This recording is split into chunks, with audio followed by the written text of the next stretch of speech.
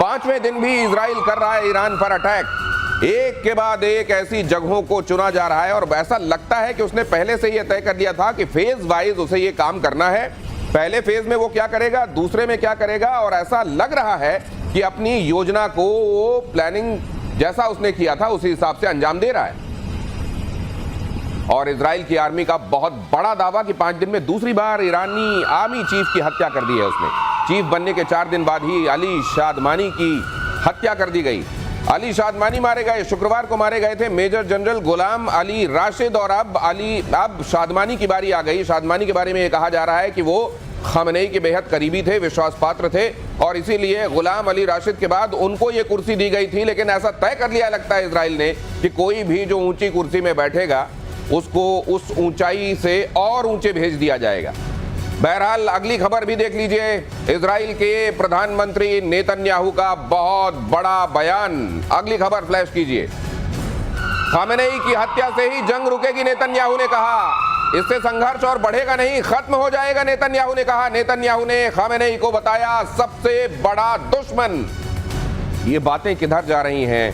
ये क्या वाकई अब चीजें ऐसा है जो अब नियंत्रण से बाहर चली जाएंगी? ये तनाव और ज्यादा फैलेगा क्या? ईरान में क्या होने वाला है? ईरान में क्या अब वो होगा? ये कहते हैं life takes a full circle. क्या ईरान के मामले में ये अब होने वाला है? हमारे साथ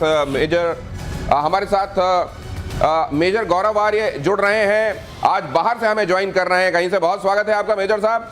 एयर मार्शल पीके श्रीवास्तव हमारे साथ यहाँ मौजूद हैं, और कर्नल साहब भी हमारे साथ मौजूद हैं। कर्नल शैलेंद्र, बहुत स्वागत है आपका। सबसे पहले तो मैं जरा ये समझना चाहता हूं कि ईरान हर गुजरते दिन के हिसाब से सिनेरियो ईरान इजराइल मामले में क्या दिखाई दे रहा है? मेजर गौरव। दिनेश, बहुत बहुत धन्यवाद। मैं आपको बताता हूं, सिंपल सी बात है, इंटेंट और कैपेबिलिटी 2 चीजें हैं जो हमें याद रखनी है। और ये नेतन्याहू कह क्यों रहे हैं ये भी मैं आपको शॉर्ट में समझा देता हूं।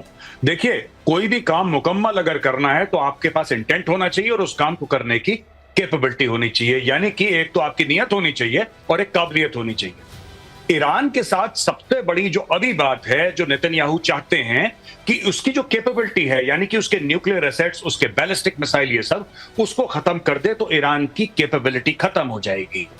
लेकिन क्या कैपेबिलिटी खत्म होना काफी है? बिल्कुल नहीं। ईरान का इंटेंट कब खत्म होगा? जब उसकी टॉप लीडरशिप खत्म हो जाएगी। क्योंकि ईरानी लोग जंग नहीं चाहते। ईरानी लोग बड़े अमन पसंद लोग हैं, अच्छे प्यारे लोग हैं, मोहब्बत करने वाले, प्यार मोहब्बत से रहने वाले लोग हैं। लेकिन इनका जो ये टॉप एशेलॉन है ईरान का, उसने ये जिहाद का राग एक पकड़ लिया है और उसके पीछे उसके पीछे लगा हुआ है जिहाद के राग के।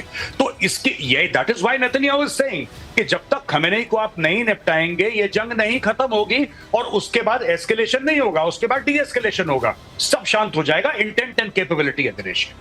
इंटेंट एंड कैपेबिलिटी, ये इंटेंट क्या है वो तो इजराइल लगातार दिखा रहा है, और कैपेबल है वो ये भी लगातार दिखा रहा है। लेकिन ये लीडरशिप का सफाई मुझे बहुत अच्छे से याद है। ऑपरेशन सिंदूर के दौरान जब हम लोगों की बातचीत हो रही थी तो आपका और एयर मार्शल श्रीवास्तव लगातार ये कहते रहे थे कि आप वहां टारगेट कीजिए आर्मी की लीडरशिप को, और ये भी तय कीजिए कि वहां बेशक रिटायर हो जाए वहां का जनरल, लेकिन उसको छोड़िए मत, फिर उसके अंजाम तक पहुंचाइए, तब इनको इबरत हासिल होगी। क्या ये बात इजराइल बहुत पहले भांप चुका है? बिल्कुल भांप चुका है, और इजराइल हमेशा से करता रहा है। आपने देखा कि हिजबुल्लाह के मामले में उसने वहां की लीडरशिप खत्म की, हमस के मामले में लीडरशिप खत्म की, हूती की भी लीडरशिप खत्म की, और यहाँ पर भी पहला निशाना मिलिट्री और साइंटिफिक लीडर्स, न्यूक्लियर जो लीडर्स थे उन पर किया।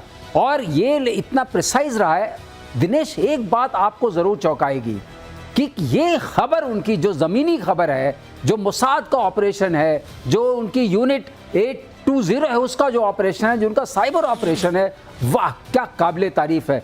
जो जहां होता है वहीं मार देते हैं। ऐसा कभी आपने किसी आर्मी को करते देखा है?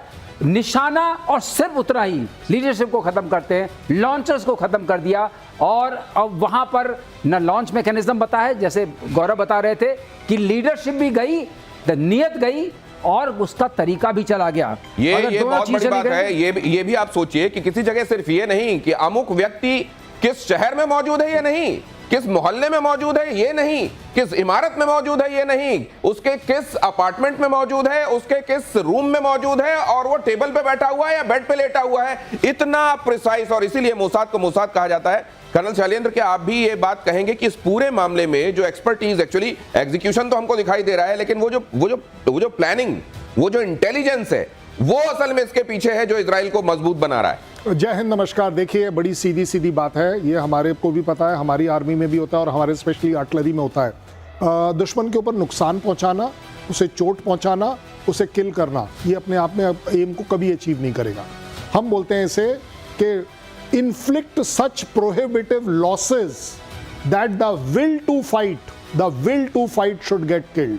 मतलब ऐसे लोगों को निशाना बनाया जाए कि उनके लड़ने की ताकत, उनकी रीढ़ टूट जाए। एक है कि उन लोगों को जिनका आप बोल रहे हैं, जैसे खमैनी हो गए, वो इस कैटेगरी में आ गए जो आपने समझाया। दूसरी कैटेगरी मैं आपको बताता हूं, लेकिन कर्नल साहब, अब तो उस कुर्सी में कोई बैठने से डरेगा जिसको उस कुर्सी में बैठा रहे हैं। मैंने ये, आपने मेरे शब्द छीन लिए, ये गलत बात है, ये बहुत गलत। देखिए, मैं आपको सीधे सीधे बताने यही वाला था। दूसरा होता है कि आर्मी चीफ, तू गया तो पिछले वाला जो है वो गया, तो तीसरा बोलता है जो हाथ ऊपर था वो थोड़ा नीचे हो जाता है कि ये नंबर लगने वाला है मेरा। सो इसको बोलते हैं again, to will is being killed. As far as Iran is concerned, I think हम इसके ऊपर बात जरूर करते हैं, लेकिन इसको हमें सीख कर करना एक बहुत बड़ी बात। कर्नल साहब जो कह रहे हैं, ये मेजर गौरव आर्य, ये तो अब ये वाली बात हो गई है। कई लोग जो कमांडर इन वेटिंग होते हैं, उनके लिए तो ये मौका होता है कि भाई साहब वो कुर्सी पर जाएं, लेकिन अब तो ये कहेंगे नहीं नहीं, हम बगैर कुर्सी के काम कर देंगे, लेकिन आप हमको डेजिग्नेट मत कीजिए। मेजर गौरव आर्य, बिल्कुल बिल्कुल, आप दिनेश एकदम सही बात कह रहे हैं। यही चीज जैसा सर ने बताया, मार्शल श्रीवास्तव सर ने बताया, यही चीज हुई थी हमास के साथ, हिजबुल्लाह के साथ। जब नसरल्ला मरा तो नसरल्ला की जगह दूसरा आया, उसको भी थैंक यू बोल दिया इन लोगों ने। अब क्या है कि ये पूरा जो एशेलॉन है इनका, ऊपर वाला साफ कर दिया। आज आप चाहे बात करें ये इस्लामिक रेवोल्यूशनरी गार्ड कोर की बात करें, आप इनकी रेगुलर आर्मी की बात करें, आप इनके इंटेलिजेंस सेटअप की बात करें, आप इनके एयर डिफेंस की सेटअप की बात करें, बड़ी सुंदर बात बोली थी सर ने, बड़ी खूबसूरत बात बोली थी कि ये रिफ्यूलिंग कर रहे हैं तेहरान के ऊपर। अब आप समझ लीजिए इस लेवल की एयर सुपीरियरिटी कि ये रिफ्यूलिंग कर रहे हैं। Refuelling is done in safe skies. Tehran के ऊपर रिफ्यूलिंग, इसका मतलब समझ लीजिए कि किस कदर वहां के समझ लीजिए आसमान पर नियंत्रण हो गया है इजराइल का। अगली खबर देख लीजिए, वर्ल्ड वॉर का खतरा और ज्यादा बढ़ गया। G7 देशों का इजराइल को खुला समर्थन। G7 के नेताओं ने कहा है कि ईरान को कभी परमाणु हथियार न मिले, तो वहीं दूसरी तरफ 19 मुस्लिम देश इजराइल के खिलाफ हैं। चीन ने तेहरान में अपने दूतावास से कर्मचारियों को निकाला।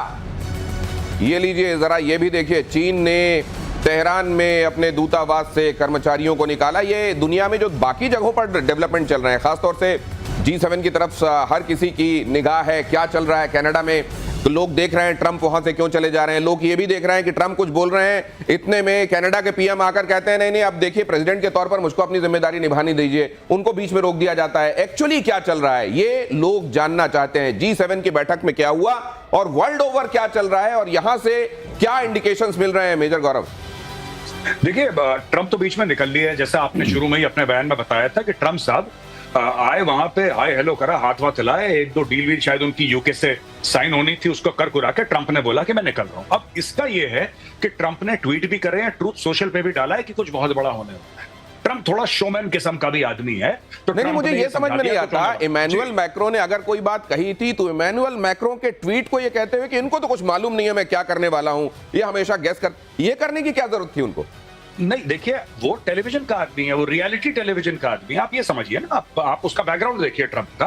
तो ट्रंप यही करता है हर समय के दिखाने के लिए कि I am the boss of the room, कोई मुझे नहीं भांप पाया, मैं सबको भांप लेता हूं, मैं बताता हूं। अब उसने क्या बोला है, उसने जो ये संदेश दिया है ना कि तेहरान खाली करो, कल का संदेश है कि तुम तेहरान खाली करो, ये किसके लिए बोल रहा है वो ट्रंप?